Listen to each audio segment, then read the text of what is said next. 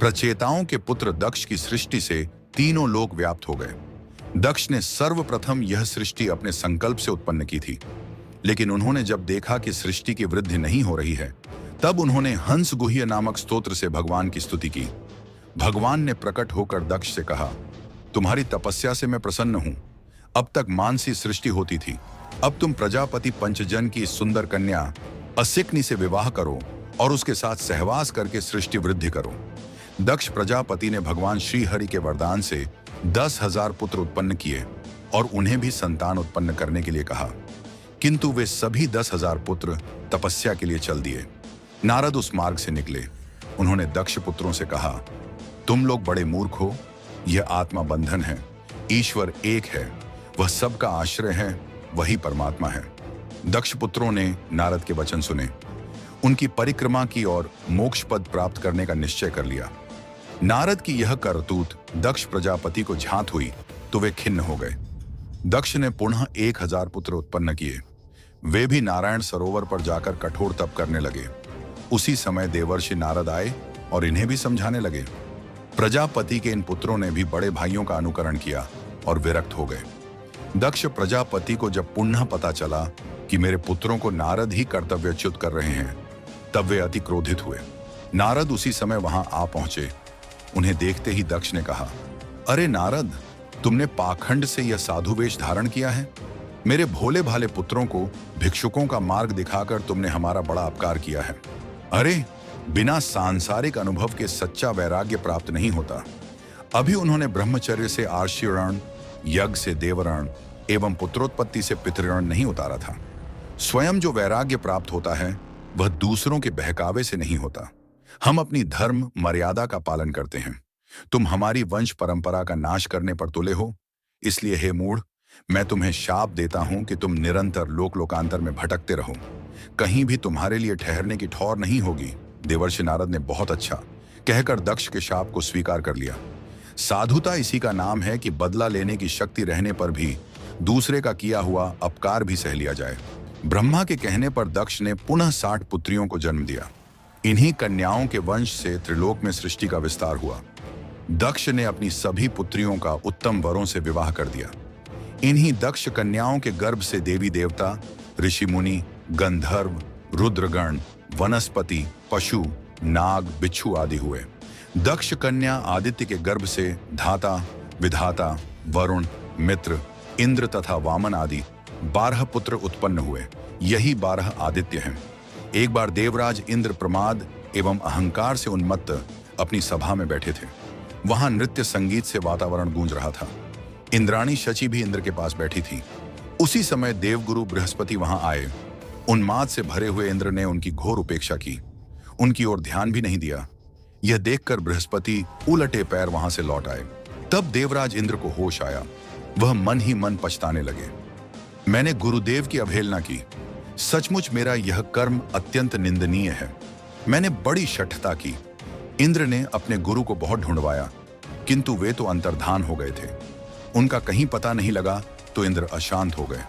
अब वे अपनी बुद्धि के अनुसार स्वर्ग की रक्षा का उपाय सोचने लगे, क्योंकि गुरु के बिना वे असुरक्षित हो गए थे।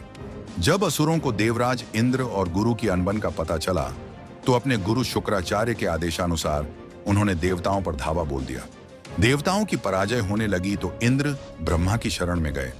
ब्रह्मा ने देखा कि देवताओं की दुर्दशा हो रही है, तो उन्होंने खेद के साथ कहा, ऐश्वर्य के मद अंधे होकर तुमने अपने ज्ञानी गुरु का अपमान किया। यह इसी का फल है। ये दैत्य लोग शुक्राचार्य के बल पर ब्रह्मांड भी छीन लेंगे। अब तुम लोग तत्काल विश्वरूप के पास जाओ। वे तपस्वी और योग्य हैं। उनको मनाकर यदि तुम गुरु के रूप में ला सकोगे तो तुम्हारी रक्षा हो सकेगी। तपस्वी विश्वरूप दैत्य पक्ष की कन्या के पुत्र थे। उनका स्वाभाविक प्रेम असुरों के प्रति था। देवता वहां पहुंचे और उनसे कहा, संतान वाले सत्पुत्रों का सबसे बड़ा धर्म है कि वे अपने माता पिता एवं गुरुजनों की सेवा करें। जो ब्रह्मचारी हैं उनका तो कहना ही क्या। आचार्य वेद की, पिता ब्रह्मा की, भाई इंद्र की और माता पृथ्वी की प्रतिमा होती है। आप ब्रह्मनिष्ठ ब्राह्मण हैं, अतः हमारे गुरु हैं। आप आचार्य के रूप में हमारे साथ चलें। हम शक्ति से शत्रुओं पर विजय प्राप्त करेंगे।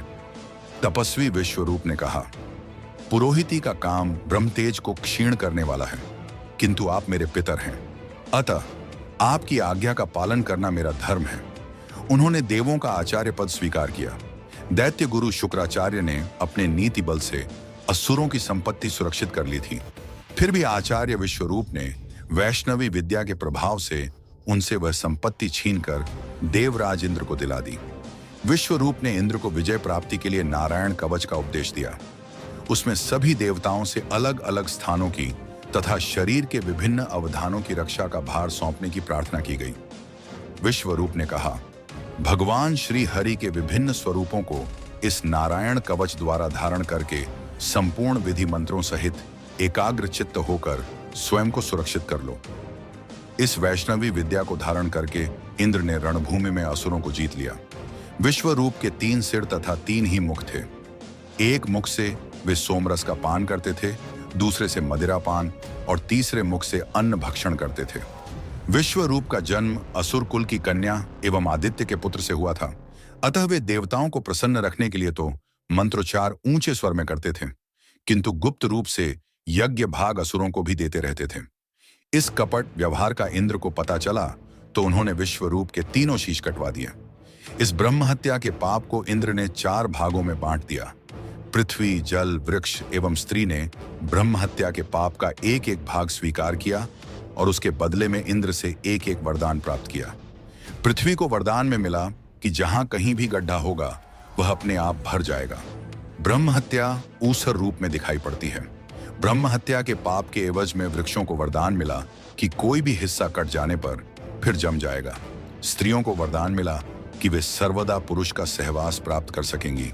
उनके हिस्से की ब्रह्म हत्या का पाप प्रत्येक माह में रजस्वला होने पर दिखाई देता है। जल ने वरदान पाया कि खर्च करते रहने पर भी निर्झर जल बढ़ता ही जाएगा। जल पर फेन, बुदबुद आदि के रूप में ब्रह्म हत्या दिखाई पड़ती है। विश्वरूप की मृत्यु के कारण उसके पिता त्वष्टा अति क्रोधित हुए। उन्होंने इंद्र को मारने के लिए यज्ञ किया। यज्ञ कुंड से एक प्रचंड शक्तिशाली असुर उत्पन्न हुआ। उसका नाम वृत्रासुर था। उस भयंकर तामसी योद्धा से पृथ्वी भी कांप उठी। इंद्र ने सभी देवताओं को लेकर उस पर आक्रमण किया, किंतु वृत्रासुर ने अकेले ही सबको पराजित किया। तब सब देवता भगवान की शरण में गए। भगवान ने उन्हें इराशी दधीचि की हड्डियों से विश्वकर्मा द्वारा एक वज्र आयुध बनाने का आदेश दिया और उसमें स्वयं प्रविष्ट होने का आश्वासन दिया।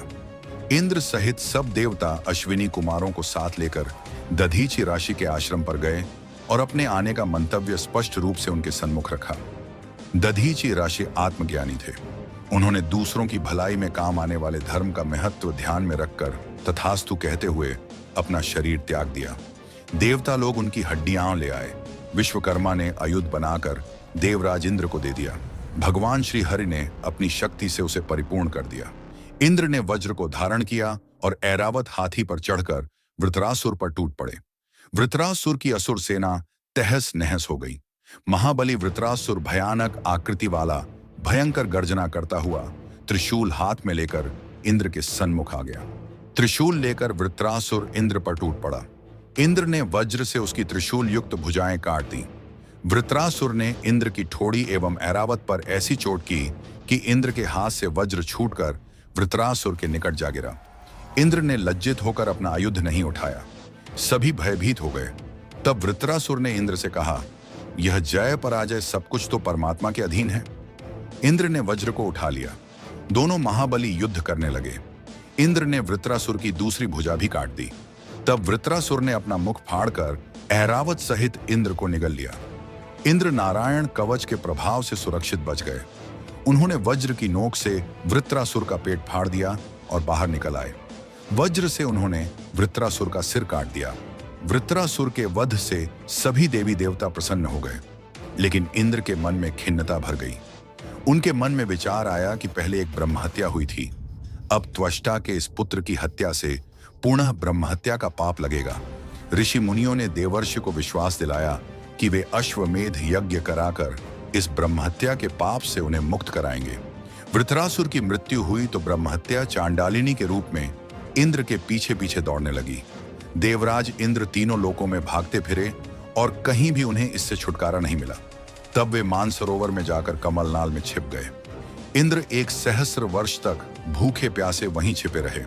उस समय राजा नहुष ने इंद्र पद पाकर देवलोक का शासन संभाला, लेकिन एक बार मदांध होकर राजा नहुष ने इंद्राणी पर कुदृष्टि डाली और उनके साथ भोग करने हेतु तुल गए। तब इंद्राणी ने ब्राह्मणों की सहायता से राजा नहुष को स्वर्ग से नीचे गिरा दिया। अंत में अश्वमेध यज्ञ द्वारा इंद्रदेव को ब्रह्महत्या के पाप से मुक्त कराया गया। ये कहानी थी श्रीमद् भागवत की। अगर पसंद आए तो शेयर करें, सब्सक्राइब करें और लाइक करें।